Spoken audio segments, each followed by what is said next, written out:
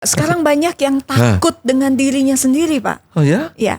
Jadi kalau tidak ada HP, tidak ada orang lain, itu takut dengan dirinya sendiri. Oke. Jadi takut dengan kesepian, takut merasa sepi, takut merasa sendiri.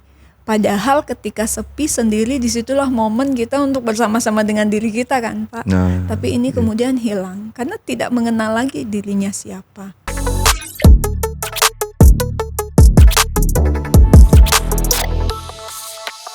Saya menghadiri satu pertemuan keluarga gitu ya, dengan kakak saya, saudara-saudara yang seusia dengan saya. Dan kami waktu itu sempat agak sedikit kesal juga melihat anak-anak rasa-rasanya lebih senang itu mereka bermain dengan handphonenya ketimbang ngobrol dengan kita.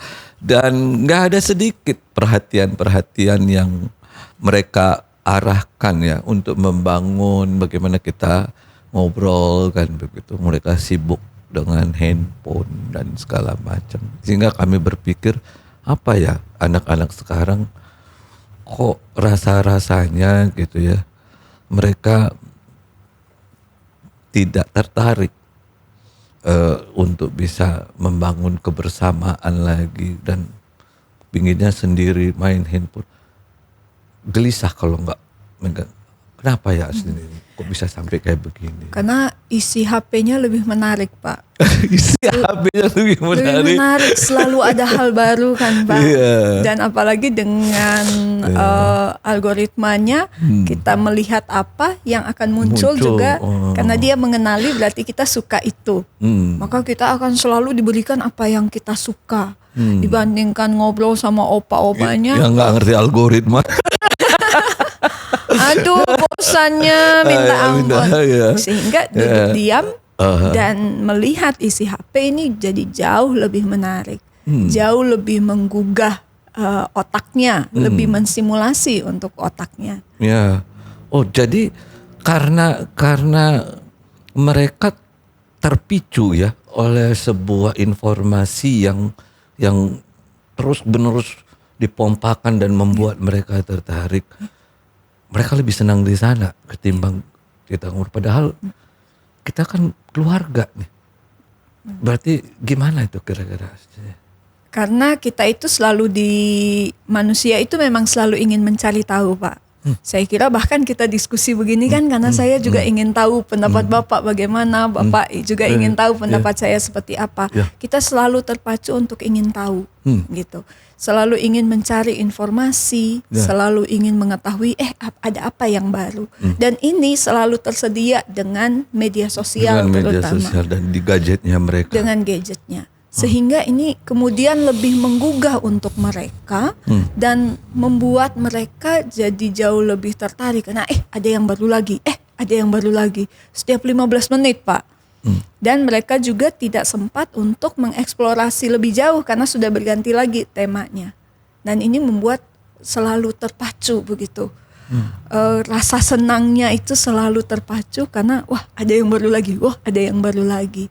Ketika ini berhenti, misalnya tadi kata Bapak wifi-nya mati gitu atau baterainya habis, waduh, gelisah, panik dan bahkan mungkin bisa marah-marah. Ya, kalau kita misalnya makan bareng gitu ya namanya juga kita bagian dari keluarga, terus buat apa momen itu? Apalagi gunanya momen itu, Astin kira-kira? Apa perlunya lagi kita misalnya tamasya bersama? Kalau semua orang harus anak-anak ini udah nggak dengan gadgetnya. Oh iya, gimana ini? Sedih ya Pak sebetulnya melihat kalau saya pergi ke mall gitu biasanya di weekend saya selalu melihat keluarga-keluarga itu makan di tempat yang sama, Pak. Tapi tidak makan bersama. Karena semuanya kan begini, Pak. Dengan HP-nya masing-masing. Perlu orang tua sebetulnya yang perlu membatasi penggunaan gadget. Karena anak kan tidak bisa beli gadget sendiri ya Pak ya. Gitu. Orang tua yang belikan sehingga orang tua yang perlu memberikan batasan waktu untuk anak. Orang tua yang perlu menetapkan peraturan Ya. di rumah. Dan orang tuanya sendiri Pak, jangan-jangan orang tuanya yang asik dengan gadget. Nah, sehingga dia juga belajar dari orang tuanya yang kecanduan Betul Pak. dengan gadget itu sendiri. Bagaimana anak mau ngikut Iya, Pak kalau orang tuanya juga, nah ayo berhenti main HP. Ya, Tapi orang dia tuanya lagi masih terus dengan HP, ya kan begitu. Nah, efeknya adalah suasana mereka dalam membangun kebersamaan sebagai manusia kehilangan dan kehilangan arah. Ya. Efeknya apa ya kira-kira ya? Efeknya kemampuan kita dalam berelasi secara nyata seperti ini menjadi berkurang. Karena sebetulnya ketika kita berinteraksi seperti ini ada banyak skill atau keterampilan lain kan Pak yang saya harus jalankan. Ada skill yang harus diterapkan oleh kedua belah pihak ketika berinteraksi secara nyata. Bagaimana kita mengobservasi orang, bagaimana kita berusaha memahami apa yang sedang dia rasakan, pikir. Kalau di medsos kan itu hilang Pak. Apalagi kalau media sosial, identitas kita kan lenyap gitu. Identitas diri kita yang sebetulnya. Kalau terlalu lama dalam situasi seperti itu, kita bisa saja jadi kehilangan identitas diri kita sendiri. Jadi siapa yang harus menyesuaikan? Kalau kita misalnya sebagai orang tua mencoba memaksakan bahwa nak, tolong jangan main HP lah pada saat kita makan malam. Ya. Bisa jadi mereka juga nggak mau makan makan kita. Terus gimana nih Mbak Asih? Bagaimana kita? Siapa yang harus menyesuaikan polanya? Kedua belah pihak sih Pak. Biasanya kalau ada yang mengajak saya untuk berdiskusi, saya akan sampaikan sedini mungkin sudah harus dibiasakan pola-pola ini. Bahkan mungkin sejak anaknya belum lahir, ketika baru menikah, sudah perlu ada pola-pola dalam keluarga, kebiasaan-kebiasaan. Kalau di meja makan, walaupun duduk cuman berdua ya Pak ya, suami dan istri, jangan buka HP. Jangan main Sehingga HP. ini menjadi kebiasaan yang kemudian terus dilakukan ketika bersama dengan anak. Dan bahayanya kalau nanti sudah terlanjur, gak pegang handphone jadi cemas. Betul Pak, Padahal sebenarnya nggak ada apa-apa ya. nggak ada apa-apa. Ya. FOMO Pak istilahnya. Istilahnya FOMO ya, istilahnya FOMO. Nah, saya tertarik Astin ya untuk mencoba melihat angle FOMO ini tadi gitu ya. Kan ini kan sebenarnya mereka hanya cemas saja terhadap eksistensi. Kalau sendiri rasanya tanpa HP kayak apa ya? Takut gitu Pak. Sekarang banyak yang takut dengan dirinya sendiri Pak. Oh ya? Ya. Jadi kalau tidak ada HP, tidak ada orang lain, itu takut dengan dirinya sendiri. Oh, oke. Jadi takut dengan kesepian, takut merasa sepi, takut merasa sendiri. Padahal ketika sepi sendiri, disitulah momen kita untuk bersama-sama dengan diri kita kan Pak. Nah, Tapi ini kemudian hilang karena tidak mengenal lagi dirinya siapa. Oh. Ini yang cukup menyedihkan buat saya, ironis. Ya. Gitu. Kalau tanpa HP, misalnya kita cemas, berarti ketergantungan kita itu seperti kayak apa ya? Kalau dibilang orang yang mengalami kecanduan, ya. Ya, Nah ini gimana jalan keluarnya, Mbak? banyak orang yang beralasan Mbak, tapi kan pekerjaan saya semuanya ada di HP Mbak. Loh kalau weekend apa iya masih ngurus kerjaan? Setelah jam 10 malam apa iya masih ngurus kerjaan? Kalau di momen-momen seperti itu juga masih cemas tidak melihat HP, nah ini menjadi warning, jangan-jangan sudah adiksi tadi Pak. Nah caranya bagaimana? Berlatih sendiri tidak masalah. Oke, HP-nya dimatikan, disimpan agak jauh, lalu beraktivitas di ruangan yang lain. Kalau gelisah, oke, coba cari aktivitas lain. Kalau merasa cemas, coba cari aktivitas yang lain, gitu. Nah, dengan cara ini nanti dilihat, ada kalanya orang bisa berhasil sendiri seperti itu, atau ada teman, keluarga yang membantu. Tetapi ini dukungan keluarga jadi penting. Keluarganya jangan asik-asik main HP. Ya. Yang sekarang terjadi pada oma opa kita kan juga begitu, Pak. Duduk semeja, semua anak cucu main HP, mau nggak mau dia juga jadi ikutan main HP. Main HP jadinya kan begitu. Jadi terbawa juga, Pak. Ya, Jadi lama-lama jadi FOMO juga nih oma opanya. Ya.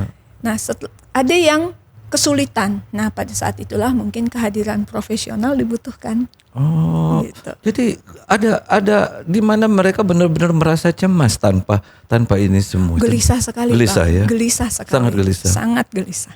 Oh, oke. Kenapa kira-kira? Karena informasi yang selalu tersedia setiap 15 detik tadi hilang, Pak. Dan itu dianggap penting. Dia anggap penting. Dia perlu mengetahui artis itu detik ini tuh lagi ngapain gitu.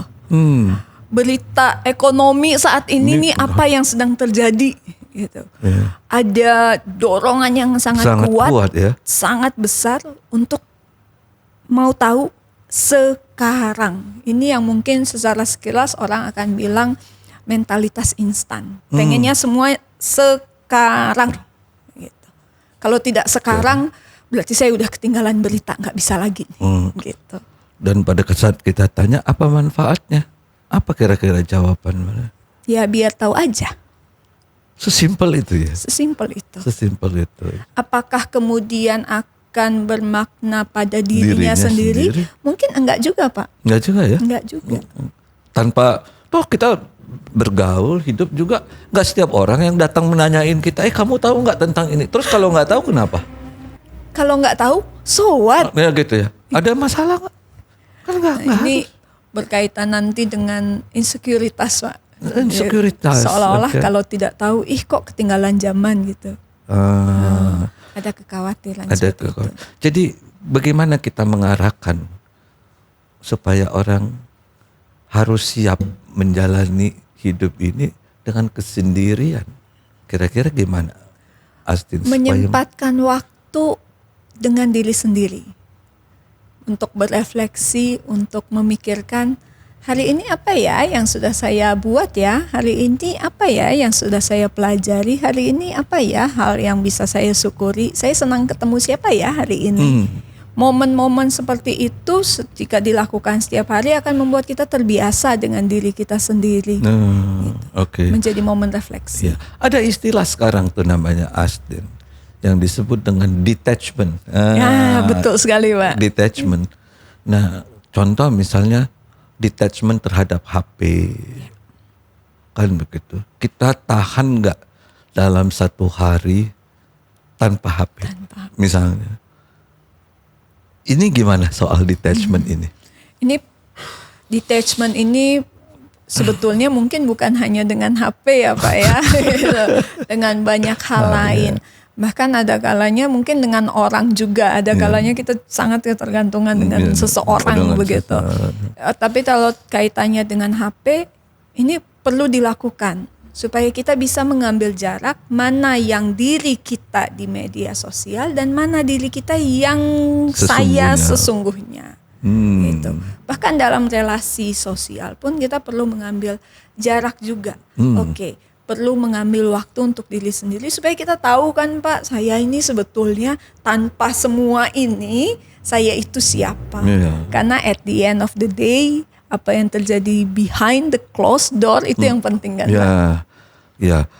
Artinya kalau boleh saya lihat secara keseluruhan ya, Astin ya, bahwa eksistensi diri manusia sebenarnya akan lebih memiliki makna kalau dia mampu benar-benar terus menyadari bahwa keberadaan HP misalnya, keberadaan sesuatu di sekitarnya gak jauh lebih penting dari dirinya. Itu gimana kira-kira? Setuju sekali, Pak. Ya. Bahwa benda-benda itu di luar itu kan sebetulnya alat-alat yang membantu saja. Ya. Ini tidak lebih penting daripada well-being kita sendiri. Ya, diri kita sendiri. Pengenalan diri kita sendiri. Karena pada akhirnya kita yang di dalam ini kan, Pak, yang akan menjalani hidup ini. Ya. Gitu. Ya. Lalu kalau kita justru detach-nya dengan diri kita yang di dalam dan lekatnya dengan yang ada di luar, wah, kita jadi tidak mengenal diri, dan pada saat itulah kita jadi tidak tahu tujuan kita apa, kita tidak tahu apa yang membuat kita bahagia. Nah, ini yang kemudian jadi well-being-nya akan drop gitu. Karena relasi dengan orang lain juga jadi terganggu karena kita jadi tidak tahu diri kita siapa. Ironisnya di situ, dan sayangnya Pak, tidak banyak orang yang mau mendiskusikan atau mau terbuka membahas hal-hal seperti ini.